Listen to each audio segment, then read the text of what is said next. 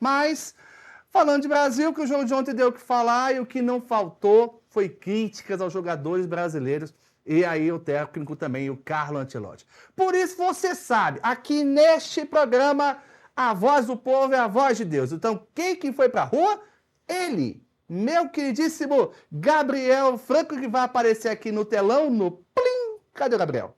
Plim, Gabriel, alô, Plim, Plim, Plim. Aí está. Meu intrépido repórter foi para as ruas, ele quer saber do povo. O povo fala e fala mesmo aqui no Metrópolis. Tudo bem, Gabriel? Boa noite para você.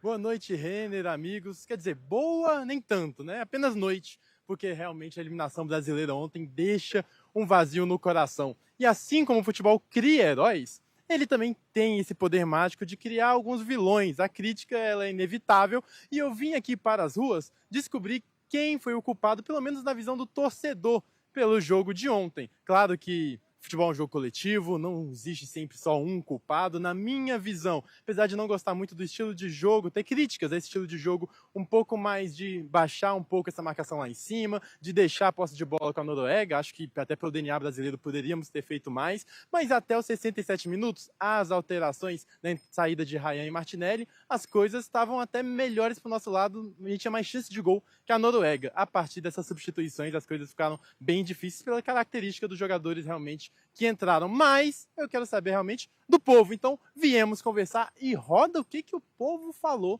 sobre os culpados brasileiros.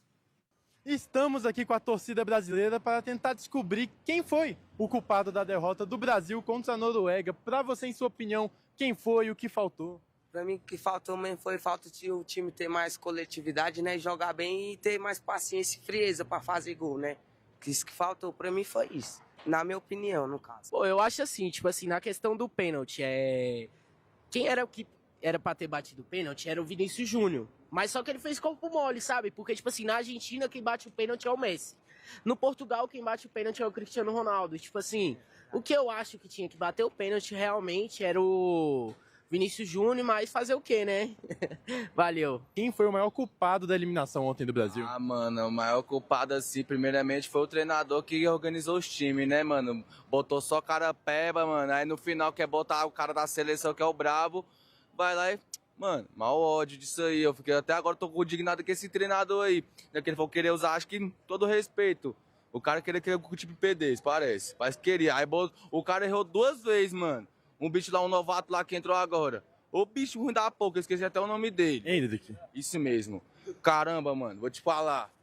Esse cara é um boss. Se você estiver vendo, mano, sai do jogo. Tá com todo respeito. Rapaz, o povo espinafrou, hein, Gabriel? Que coisa, hein, amigo? Depois de uma eliminação em uma Copa do Mundo, Brasil para a Noruega, um adversário que nunca vencemos, você vê que não tem ninguém com a cabeça fria, não. A galera tá revoltada ali, já cuspindo marimbondo. E se para mim foi a substituição, eu quero saber de vocês. Quem foi um grande culpado dessa derrota brasileira? Que tivemos chances, né? Pênalti, chute do Hendrick no mano a mano, a bola na trave no final. Enfim, não foi dia para a seleção brasileira, Renner. Já já você volta aí do Conjunto Nacional e eu quero ouvir Zé, porque o nosso telespectador aqui, o Danielmar Rodrigues, Zé Duílio, tem uma pergunta para você. Ele pergunta aqui, boa noite, Zé. Os jogadores têm que se adaptar com o esquema do Carlo Ancelotti ou o Ancelotti tem que se adaptar ao futebol brasileiro, na sua opinião? Né? Primeiro ele tem que entender que o futebol brasileiro tem uma identidade, tem um DNA, como a gente tinha falado anteriormente, precisa ser resgatado dentro da própria seleção brasileira. Agora, ele, né, teve que trocar o pneu com o carro andando, né, natural. É um ciclo recente, né, poucos jogos à frente da seleção brasileira, pouco tempo de treino também, né, de presença, inclusive, desses jogadores. Né, a maioria deles atuam no futebol europeu, né, e isso realmente é um complicador hoje. Né. Antigamente, a seleção brasileira se reunia, ficava 30, 40 dias em treinamento, e você podia aí assimilar com mais... fluidez, mais rapidez também, né, a metodologia de jogo dos treinadores, né. Agora o Ancelotti já, assim, particularmente eu penso da seguinte forma: primeiro que você renova, né, aí eu vou bater de novo, né, na tecla em relação à CBF, você renova com o Cabra até 2030, antes de terminar a Copa do Mundo. Então, assim, pode ser que seja já um princípio de estruturação e de reformulação dentro da seleção brasileira. Mas eu acho que foi muito precipitado, talvez isso possa ter até acomodado o próprio treinador, né? Porque para ele está pouco se lixando, né? Em termos de a gente saber que ele não é brasileiro, né? Então ele é um cara pragmático, ele é um cara profissional, né? Que tem um outro olhar. A gente, né, mistura o sentimento, a emoção, né? Tudo aquilo que o brasileiro carrega consigo. Então acho que o Ancelotti precisa ainda, né, ter um pouco de malemolência nesse sentido para ter esse entendimento de como são os jogadores, né, com a característica que possam fazer com que essa seleção brasileira volte, né, a dar espetáculo.